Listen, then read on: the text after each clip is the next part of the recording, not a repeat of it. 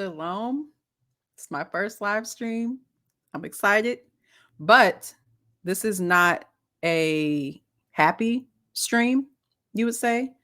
This is an annoyed stream. This is I'm over it stream. This is we're just going to get into it. So, I'm sure everybody has seen the news over the weekend that Payton Gendron out of New York decided he would drive 3 hours to Buffalo, New York, and shoot up Tops Friendly Supermarket, which is a predominantly black neighborhood. Um, yeah, and he felt that that was his civic duty to go and shoot up a bunch of innocent black people shopping, minding their business. Um, Unfortunately, 10 people did lose their lives, and three others were injured. Um, and 11 out of 13 of those victims were black. So obviously, this was a hate crime. Obviously, this was an anti-Shemitic attack, like we talk about on all of our platforms. Anti-Shemitism at its finest. Um, and so the thing that really had me about this whole thing was, how did he make it out alive? Real talk. Like, how did he make it out alive? Like, there's no way he could have made it out alive. Um, if he were black. Let me rephrase, because he waited for the police calmly. They calmly escorted him away once he was arrested. We don't get that same treatment. We get murdered and slaughtered in the streets during traffic stops. And a serial killer is allowed to just calmly exit the crime scene that he started. So that's problem number one. So let me go ahead and just share my screen, because there's a lot to unpack with this. And it's saddening, honestly. The details of this story, how this even came about, why he did it. So yeah, let me just go ahead and pull that up. Okay. It says Buffalo mass shooters alleged. They kill me when they say alleged, like he wrote it. Alleged manifesto leaves no double attack. Leaves no doubt attack was white supremacist terrorism.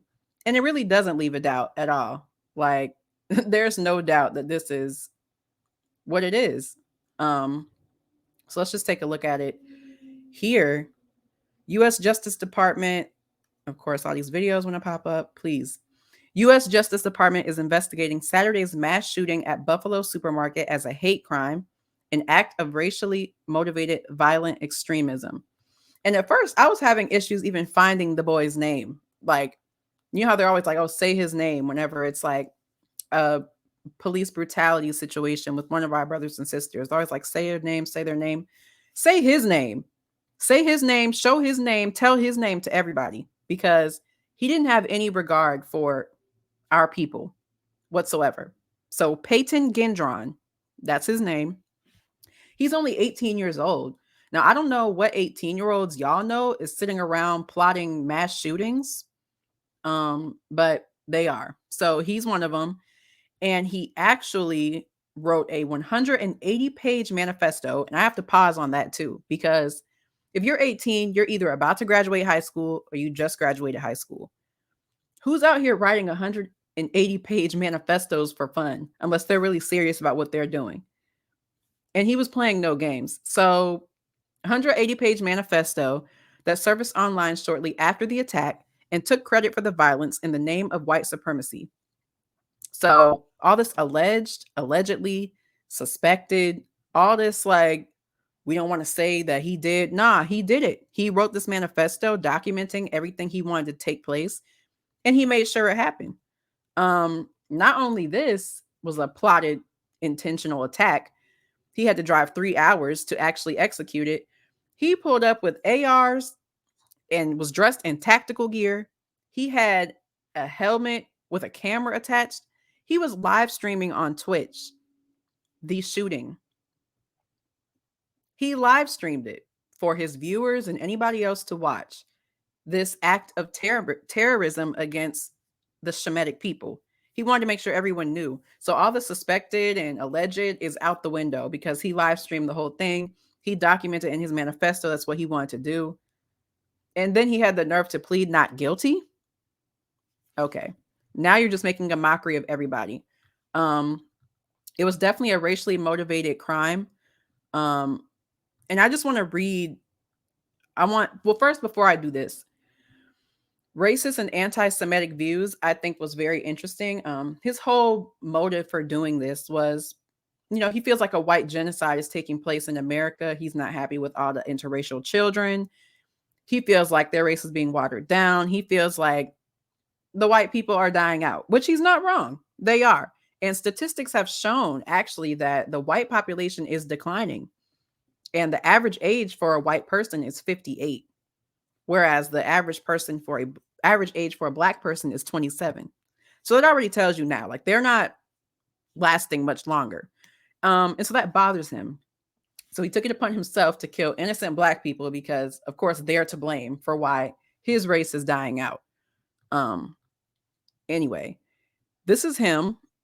Oh no, this is not him. This is not him. Let me show you who he is.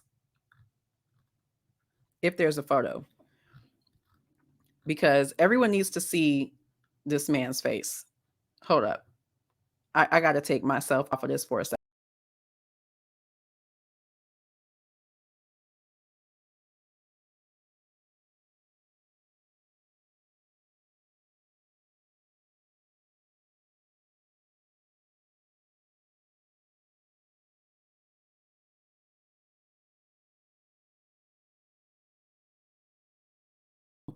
So yeah, I just wanted to make sure everybody could see who was responsible. So moving forward, I want to show everybody the gun he used. Actually, take a look at the gun though. This is actually what was written on his AR. You see it. Buck status broken. And if anyone has questions about what that means, our men were buck broken by their slave masters when we were on the plantations, meaning their manhood was ripped from them. Slave masters had their way with the men, not just the women, and get that narrative out. They were raping our men too, emasculating them in front of their families. So he had the nerve to write that on the weapon he used to actually take our lives. That's one thing he wrote on there. He put Black Lives Matter mugged on there. And he has the names of those who have lost their life. You see on the bottom, he said, "Here's your reparations." Wow. Wow. So I don't know if anyone has any knowledge about what's going on in California, how they're actually speaking about reparations for our people. He said, "Here's your reparations." And actually, I don't have a photo of this, but on the end of the gun, he had the N word with the hard R, not the little hard R N word at the end of it. So he's letting you know the intentions behind this whole thing. And it's very sad indeed that these people get to do atrocities like this and they get to just walk away with the police like, yeah, I did it, and just walk away. We don't get to walk away from anything. We're innocent and we don't get to walk away. But he got to walk away. So I definitely want to read some quotes from his manifesto, which were very interesting, but also very ironic indeed. And we'll get to see why. First of all, he said that he targeted Black people, but that Jews were the biggest problem. Now, here's my one sentiment when it comes to that quote.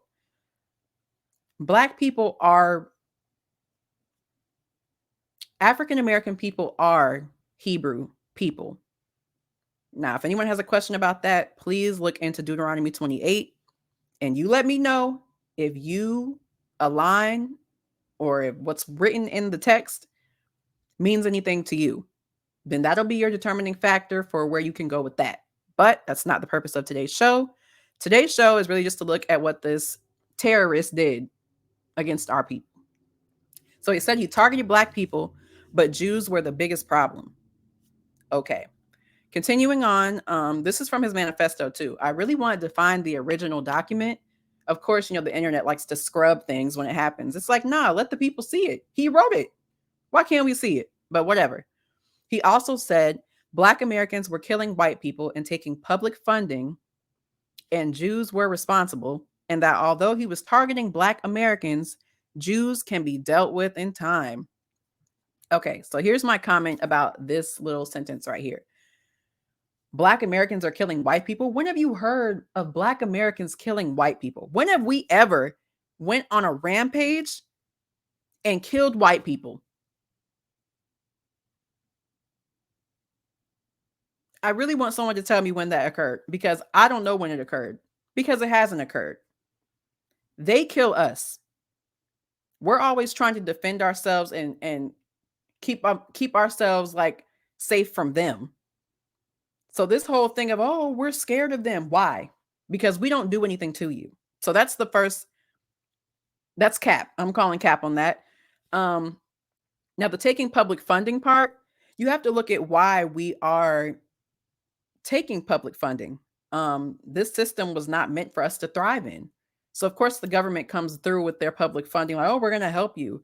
Since we took everything from you and made sure you didn't have everything that you needed to survive like everybody else, we're going to give you just a little bit so you can kind of make it, but still be impoverished, but not impoverished enough to say that we don't care, even though we don't care. That's the type of public funding he's talking about. And then for him to say he's targeting Black Americans, but that Jews can be dealt with in time. Once again, going back to my previous point, Black Americans are Hebrews. We are the children of Israel. We are Israelites. So it's one and the same what you're talking about. So this whole anti-Semitic thing he got going on is anti-Shemitic. And we already know that. Also in his manifesto, he called for a war between Jews and non-Jews. Y'all started the war. Y'all started the war when we were brought over here against our will and had to serve y'all as slaves and indentured servants. And we still had to serve y'all during Jim Crow. And we're still serving y'all today. So I don't really know what you're talking about when y'all incite all the wars that have ever existed. So that's another cap. Then he continues to say, the real war I'm advocating for is the Gentiles versus the Jews.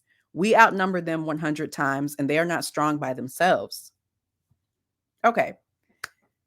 To this sentence here, he said he's advocating for the war against the Gentiles and the Jews. And I wonder why, because we know how the Most High feels about his children. And ultimately what the word says about these other nations, which are Gentiles. It's these other nations, parentheses, Gentiles, and then it's us. So he's talking about he's advocating for the war. The Most High already done called what it's going to be. And we already know who's going to come out on top. Yes, we are in this captivity for a time because of our disobedience. Let's just get that in check. Y'all would not have the authority to be doing all of this violence towards us if we were in line with the Most High. So let's just get that. You have your little bragging rights by now, like just for a short time, because we're responsible for the state we're in. It has nothing to do with y'all. Y'all are just the pawns that's used in our punishment. So it's like you can't really say that and be like haughty about it, because I mean we are in a dejected state, but it is what it is. By their Jewish ways, they turn us against each other. When you realize this, you will know that the Jews are the biggest problem the Western world has ever had. Wow. How about this? How about we don't want to be a part of the Western world? Nobody's talking about that though. We're not with this culture at all. This has nothing to do with us. He said they must be called out and killed. He said that. So for him to say that Black Americans are killing white people, but he's talking about Black Americans must be called out and killed. Contradiction. I'm not sure about this, Payton. It's not making sense. He said, I wish all Jews to hell. Go back to hell where you came from, demon. That's what he said. Now, I'm not even going to get into that. That's not the purpose of this show today. But wow, what a startling statement. So for him to still plead not guilty to this crime and, alleged shooter, suspected manifesto. None of this is a suspicion. Can we just stop? He said these words. And in the manifesto, he referenced other white supremacists and terrorists who go around and kill minorities. You know, those are his mentors, or who he takes notes from. So much so that he could write a 180-page manifesto documenting his plan to do this. So here you go. He was inspired to stream his attack online by another shooting that was broadcast on Twitch for about 35 minutes, which he's referencing the 2019 Halle synagogue shooting in Germany. His manifesto also included lengthy passages describing his views about Jewish history, genetics and beliefs, and denouncing Jewish religious texts. He keeps on saying Jews are responsible for many problems that we are in the Western world today. And then for their self-preservation, the Jews must be removed from Western civilizations in any way possible. So he wants us to be removed. We're ruining their whole way of life, which is fine. I mean, your way of life is pretty fraudulent. Your way of life is pretty disgusting. You know, we didn't ask to be over here, but our actions led us over here. So that's why it's so important for us as the children of the Most High to, first of all, understand who we are. That's number one. Understand who we are as being the children of the Most High and correct our wrongs. Because these people would not have the jurisdiction to do what they're doing if we were in line. That may be a terrible thing to say once the crime is so fresh. And no, in no way am I justifying what he did, because this is a travesty. It's an atrocity. And it's terrible that these things are allowed to occur. But we have to just understand why they occur. Literally, if we understand why they occur, it would stop a lot of the mayhem that goes on. But yeah, I mean, this is what was also said about this. This is the Anti-Defamation League chief. He had some words about this. He said the individual who carried out this attack was heavily influenced by white supremacist ideology, including the virulently anti-Semitic and racist Great Replacement conspiracy theory. And so the Great Replacement conspiracy theory is pretty much, oh, they're trying to wipe out the white race. Oh my gosh, it's very much Nazi. It's giving Nazi. And we know that Nazis still exist. Alt-right is still a thing. KKK is still a thing. Like, these groups are still here and very vocal about their stance. So, you know, it's just sad that this generation is coming in with these thoughts and they're actually executing on terrorism. So in no way should Black Americans be looked at as the threat here. There's no way we're threatening anybody. How can we threaten anyone when we're at the bottom? Really, someone tell me how that makes sense. So yeah, it's just very sad. They got advocacy groups Stop Anti-Semitism. And I just think it's very interesting too that Jews and anti-Semitism is written all over this occurrence when it was a crime against Black Americans. That should register something up here that's like, oh, wait a minute. Why would they be putting those two together if, oh, okay, I got you now. I'm telling you, anti-Shemitism. There's no one named Sem in the Bible. There is Shem, though. And we know that Abraham descended from the lineage of Shem, who was a son of Noah. And we know that from the lineage of Abraham came the tribes of Israel. It's in the book. Read the book. And then maybe you will gain understanding as to why we are subjected to these crimes, why we're subjected to all this violence, why it doesn't matter how much we scream and protest in the streets, we still keep getting slaughtered by our enemies. That's why. That's why. The Most High has made it very clear. So yeah, this was a very terrible event. And I just really want all the same people and the protesters and the rioters and everything who had so much to say when George Floyd died, when Breonna Taylor died, Sandra Bland died, when they all died, give that same energy to this too, because this was a mass shooting. This boy is a serial killer. He's a white supremacist. He's a domestic terrorist. And I'm sure it's more people lurking in the back just waiting for their time. And so we have to come together and correct our wrongs. So that way this stuff they won't have a place to do these things. And even speaking on this, because we know that racism is taught. He was taught to feel this way. He was taught to behave like this. This young boy in Dallas went to his black neighbor's house with a whip and was beating on the door with a whip. Yeah. Yeah. This happened on Thursday, 2 days before the anti-Semitic attack in Buffalo. So it's just so much anti-Semitism just in the air. Yeah. It's not okay. I would actually like to read what the mother said. This kid comes to my door with a whip looking for my 9-year-old daughter, then puts a big scratch on our Audi. The police came out and tells us it'll work itself out. It'll work itself out since he's moving soon. Oh, so it's okay for the little boy to vandalize their property and come to their house with a whip looking for her daughter because they're about to move. She continues, so when my husband got home, we went to talk to him about the damages done to our vehicle. The dad tells the son to say he's not there. A couple minutes later, he finally comes to the door with a gun. He almost shot himself and his daughter standing behind him. SMH. So the dad was like, oh, we don't really care what the boy did. Get off my property. I'm going to shoot at you. I'm like, no, your son vandalized property, marched himself over to the yard with a whip. What does he even know about a whip? What does a 9-year-old white boy know about a whip? Where did he get it from?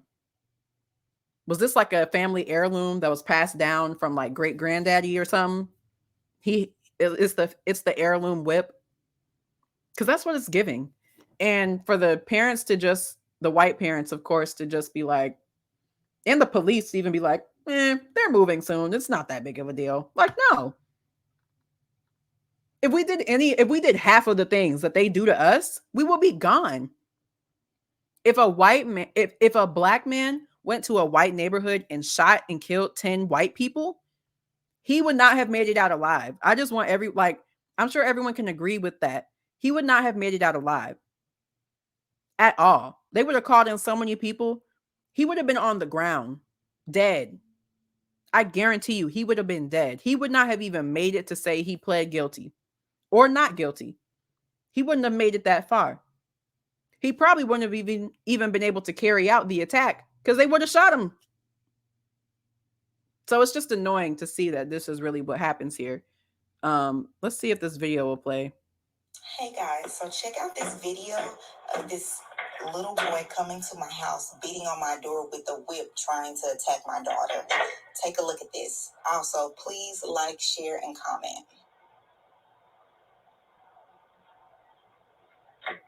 Little boy, you better get your ass from off my porch beating on my door like this. I will call the police. You need to leave. Don't you ever beat on my goddamn door like that. Go. Okay. So as the video progresses, my husband goes over to speak to his father. The neighbor does. Across the street. Take a look at this. Come over here. Not really. We have it on video. I got my property.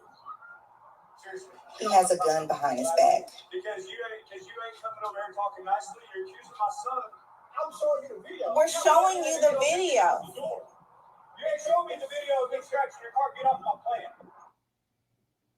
Yeah. This is the family. And I just really want to know, where did he get the whip from? No one can tell me where he got the whip from. And so I'm over it. It annoys me so bad that these people get away with terrorism and nothing happens to them. And it's like a slap on the wrist. If even a slap on the wrist, it's rarely a slap on the wrist. So I'll be interesting to see what Payton Gendron's fate is for what he did. I'm sure the little 9-year-old boy in Texas, nothing's going to happen to him. I'm sure that black family, they're going to have to pay for the damage done to their car. I want to know why the kid came to their door with a whip. Like, who has a whip? I just really want to know who has whips. Why did he do it? So, yeah, I'm done. I wasn't trying to make this a rant. I was actually only trying to wrap this up in like 15 minutes, and I'm at 25. But it was just a lot to share. So I'm going to be doing more of these. It's like so much news happens all the time, but I think it's important that we address the anti-Shemitism that goes on in this country. And in response to the anti-Shemitism, I think it's important to address why people are anti-Shemitic, what made them anti-Shemitic, and also what we can do to get back in correct order with our Creator so we won't have to be subjected to anti-Shemitism. I mean, seems like a pretty easy trade-off, you know. Correct your wrongs, apologize to your Creator, and he's gonna sort all this out. But I don't have anything else to add. I do appreciate those who are going to watch, are going to listen. Let me know in the comments, how do you feel about what's going on? I'm interested to see what happens after the Buffalo shooting. I'm interested to see what comes of the family in Dallas. I'm interested to see what more anti-Shemitism is going to occur this week. I hate to say it, but it's always something every day. So I'll be back with some more news. Appreciate the love and support from my family, friends, supporters, viewers, watchers, listeners, subscribers. Make sure you do subscribe and like. Yeah. And I will see you next time.